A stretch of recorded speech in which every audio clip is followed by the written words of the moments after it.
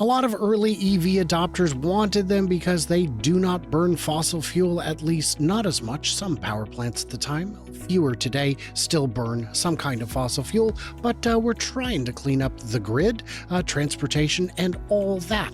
But can we actually get rid of fossil fuels? Can we get to a no fossil fuel economy that has no carbon in the mix? It may be difficult, but it may not be impossible. I'm joined today by Ricky from 2-Bit Da Vinci. Great guy all around, of course. I've met him a bunch of times and he's a whole lot of fun and a fantastic resource. He's going to help us understand this. I'm Brian. Welcome to Futuraza.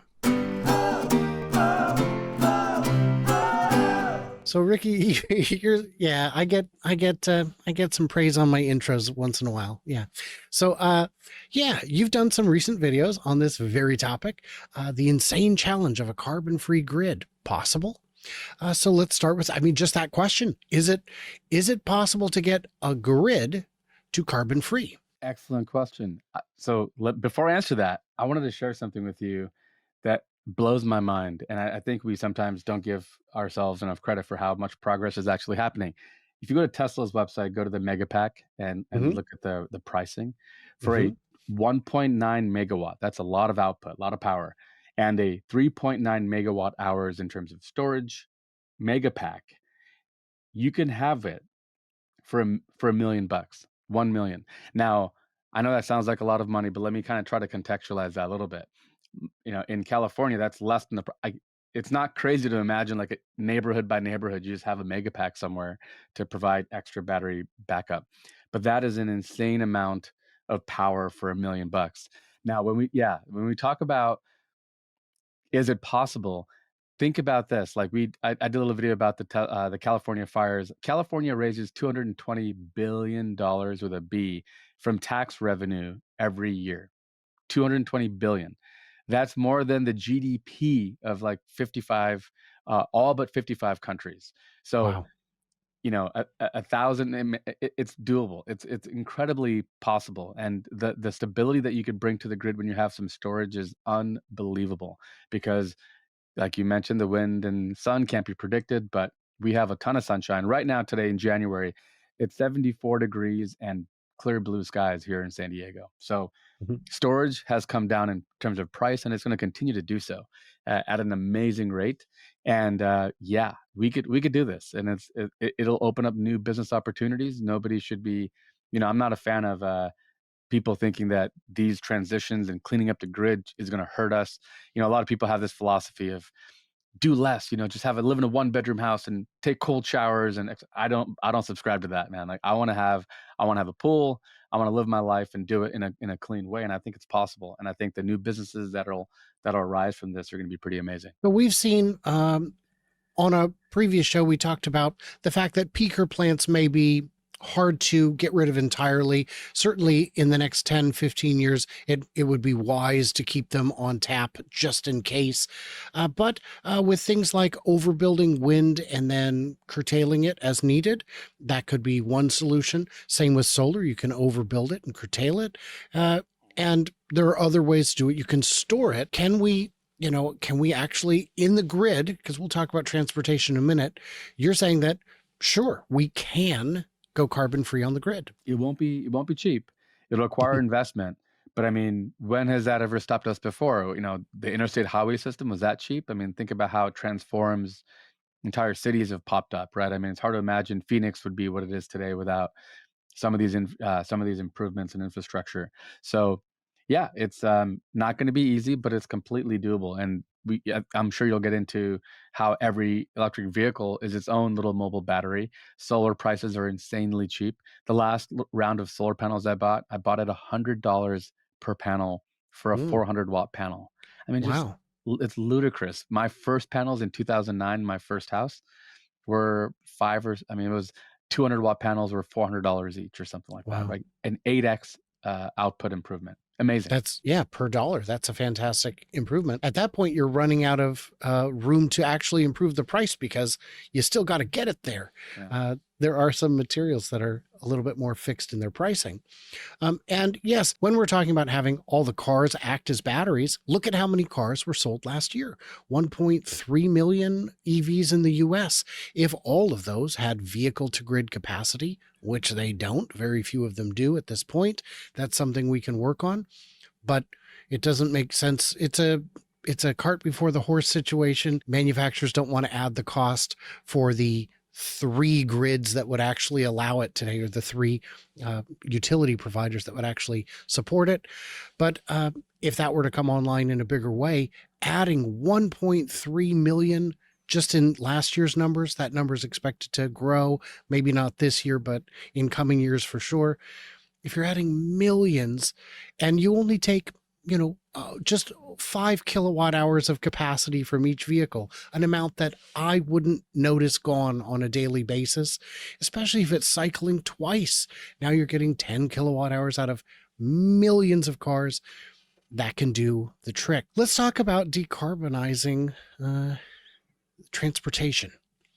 Is that possible? Yes. So a little bit of context from my research that I've done, about 10% of all the electricity that we use is in the refinery process of petroleum products, right? So right there, if we just stop doing that or substantially reduce that, that's 10% we would just immediately have right then and there, right? And it's so much more too. Yes, it's possible. I think we've already seen in large countries like Norway that I think 90 something percent of new cars are electric, that it is possible. And Norway is a really good example because they're actually a large oil exporter. So what they've decided is, look, we're going to capitalize on this resource while we can, while investing in what comes next. Saudi Arabia is another example of that, huge oil exporter, but they have some of the largest infrastructure projects on earth. I really do. I haven't heard of any bigger than what they're working on, but it's kind of a just because what you do now doesn't mean you have to stop until the market bottoms out, but you can always invest in what comes next. And that those countries that do that, I think, are going to be poised. We invented the electric car business, right? This is all not far from where I live here in California, how we kind of started this movement. But I think if we see it for the opportunity that it is, we should be investing in continued research and see this as an opportunity, because that's what this is. This can completely disrupt a lot of things, and we don't want to lose the business to other countries that prioritize it more than we do, right? So yeah, it's a huge opportunity, and it's one that we should be really excited about making. I'd done a video a few months back where I actually crunched the real numbers on how much power, how much electricity is consumed in the refinement of gasoline in the US alone. And it is enough that if all cars were electric, you'd get 2 free fill ups a year just from the power that's not being wasted at gas refineries. So that's pretty crazy.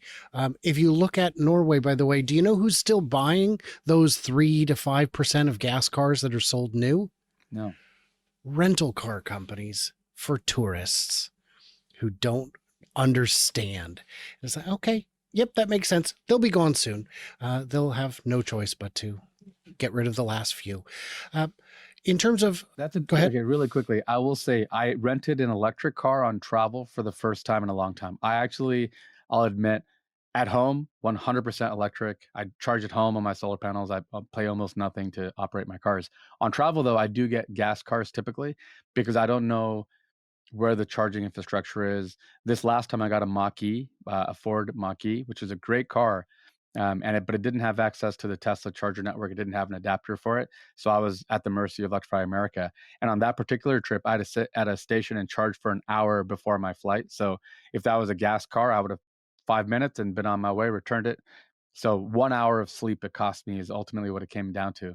But that will change, and we have to remember that even if, like, on the occasional rental car or the occasional F-250 that tows something big is gas, but the rest of us that would benefit greatly from having electrification in our daily driver cars, the impact is massive. And you have to remember that the earth does have a capacity for dealing with carbon dioxide. It's just a balance question. Like, if we keep cutting down all of our forests and keep burning more gas, that's a bad balance, right? But if we reduce the emissions on day-to-day operations of cars, we have the occasional big rigs or whatever, and that comes later, and we invest in our forests, we could still be in really good shape. We have some capacity for carbon dioxide. It's just can't be billions of people with billions of cars burning billions of gallons every minute, right? And that's the thing a lot of people give me a hard time about. You and I have both interviewed the gentleman from Edison Motors, who have a fantastic product. It is an EV logging truck with range extender. It is a, great system. And I've had people criticize me saying, why are you promoting a dyno burner? And the answer is because it is the right tool for the job. And they are reducing their carbon consumption. They're getting free energy by hauling logs downhill. And for the people who disagree with logging in general, I point out that Vancouver, BC, where this was, the whole British Columbia, really all of Canada, certainly the whole West Coast, we do managed forestry. Everything that's cut down is replanted. There, a lot of times on the side of the road, you'll see a plaque that tells you what year it will be cut down again, and it minimizes disruption to the habitat. It doesn't eliminate it, but hey, we got to build stuff. And it's a carbon sink. That lumber becomes 2x4s. You build something with it, and you've just sequestered carbon for the lifetime of the house. You know. Yeah. And that's, you got to look at that too. Here's a question that someone brought up, and I don't have an answer, but maybe you do. This one's outside. Let's see how we do. Do you know that the petroleum product that goes into asphalt is a byproduct of gasoline refinement? There's no other good use for it, so it's very cheap. How much more expensive is asphalt going to get if we're not refining a ton of gasoline? I think that's bitumen. Bitumen is the component you're talking about. A very, very good point. It's low value part of the barrel. Like if you broke down a barrel of, that you have like aviation spirit, the petrol jet A for aircraft, you have gasoline, natural gas, it all breaks down. And there's value in all kinds of stuff. I mean, we do need petroleum in engineering, right? I mean, all greases. If you have any mating surface that moves, you're going to have grease. We need oil for a lot of things. Petroleum is used in makeup, beauty products, pharmaceuticals. So it's an interesting question, right? So yeah, what do we do with the rest of it? Maybe we should have maybe the cost would go up, and that's going to kind of foundationally be the case, right? If the if parts of that equation start to fall out, the cost will potentially shift a little bit. But maybe there's a better way of doing it. I don't know. I mean, the asphalts have to be repaved often. There's a lot, there's some new breakthrough in some semi-permeable material that allows water in better to keep, hydroplaning and stuff. I don't know. That you have some very smart viewers. That's something I think we have in common. It's incredibly insightful to hear from. But I would guess, yeah, the prices probably would go up. Yeah, I tell you, man, I love my viewers. I have this new philosophy I'm trying to adopt, which is when I meet a viewer at an event and they say, hey, can I ask you a question? Or I have a question for you. What I want to say is stop. Put this microphone on, then you can ask, because the questions are fantastic. They're real outside the box. A lot of engineers and retired engineers watch the show. Welcome, everybody. I'm glad you're here. Yeah, I remember at one of the Fully Charged shows, I was walking by. I was going to come say hi to you, and you were just in it. You're in the thick of this conversation with somebody, and you guys were going back and forth. And I was like, wow, man, I wish somebody grabbed a mic and just put it up to you guys. It was very insightful. Yeah. But it's it's a great audience, very engaged and very informed. If you guys haven't been to one of the Fully Charged, and now it's called Electrify Everything, is that right? Everything Electric. Everything Electric. Thank you. I apologize for getting that wrong. Everything Electric. Those shows are fantastic. They're in Australia. They're in several places in the UK. They're in Vancouver. I think that one's going to be recurring. Last year was a big event. They're fantastic. And it covers a lot of topics like clean cooking, like a home heating. It covers everything, and there's all kinds of experts and great people. So get out to one of those. Maybe I'll see you there. In terms of getting rid of carbon. Now we're talking about petroleum has a lot of value for things, like you said, pharmaceutical, lubrication, all kinds of great uses. It seems to me like the worst thing you could do is set it on fire. That's not a very good use. In terms of aircraft, long haul, I just don't see a carbon free future in the next 20 years? Do you have any insights that I don't on that? Yeah, great question. One of the comments or questions I got recently at a fully charged show was from somebody who said, "Don't you feel guilty that you flew here in an airplane and polluted?" I think I was an aerospace engineer before was my right out of college, so aircraft are like near and dear to me. And I was like, I don't feel guilty at all because my home uses next to no carbon. I have this huge solar system and batteries. My driving uses no carbon. But like when I have to go fly to the UK to meet my friends and like, there's really no other alternative. So for me, it's always like strategic about where should if you have to burn some carbon in your day, do it in places that are harder to reach. So aviation is one of them. I think maybe there's we might see some breakthrough with like hydrogen. Hydrogen has the potential in terms of weight, not as much volume.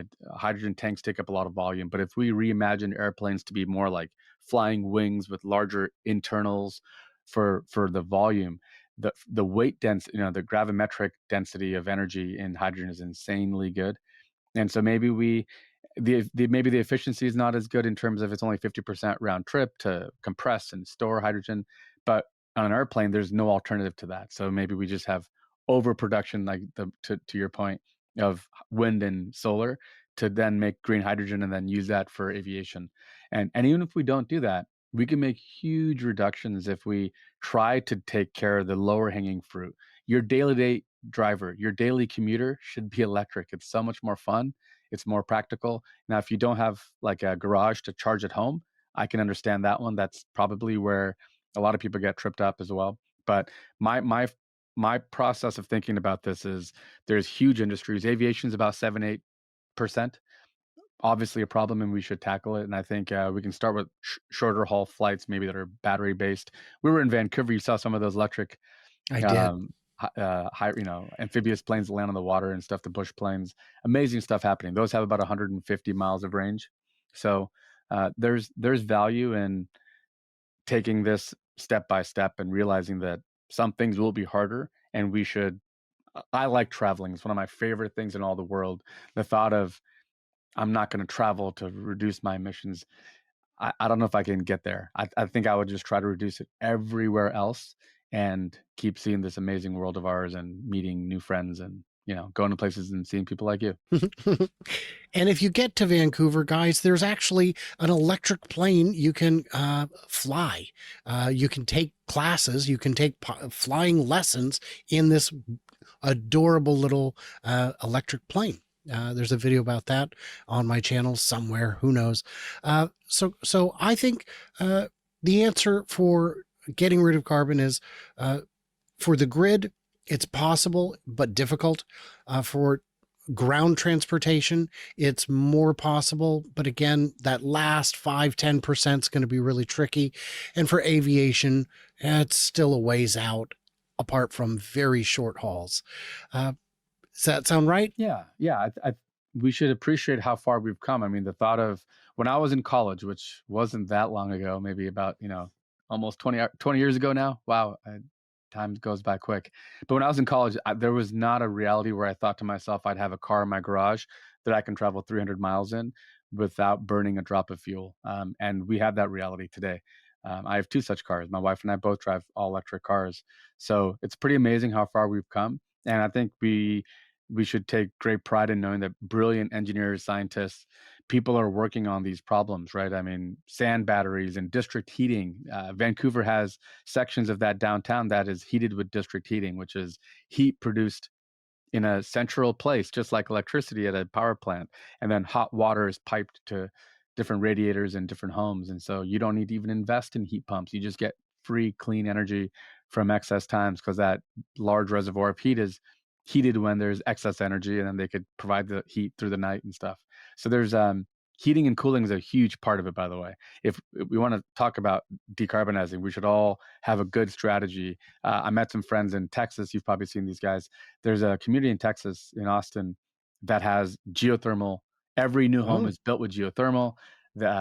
Instead of using 6,000 watts like my system would use, they run on 3,000 watts, and it's pure Hmm. electric, uses the heat from the ground, which is always right around 55 degrees Fahrenheit.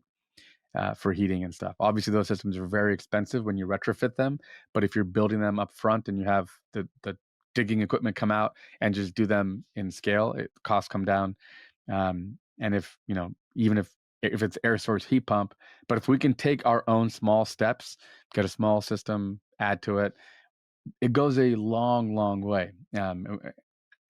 I think sometimes we all get caught up in having this perfect 100% carbon-free society, and that should be the goal. We'll get there, but the steps we're taking are pretty amazing and prolific. For the folks who've never lived in a very dense city that had district heating like that, picture those old movies where you would see homeless people sleeping over a steam vent. That's what that is. Seattle I believe, still has one for a small part of downtown. And it's very efficient when you can. The larger scale, the easier it is to capture all the energy. And of course, if you're piping it underground, the transmission losses are easier to mitigate. So guys, what did we miss? What did we misunderstand? How wrong am I? Let me know in the comments. For a limited time only, I think I should mention comments are mandatory. They're mandatory. It's just YouTube said I have to get more comments. So that's what we're doing today. And like, subscribe, help me out financially if you can. And everybody else, stay tuned, stay juicy. And I cannot wait to hear from you clever robots on the flippity flop.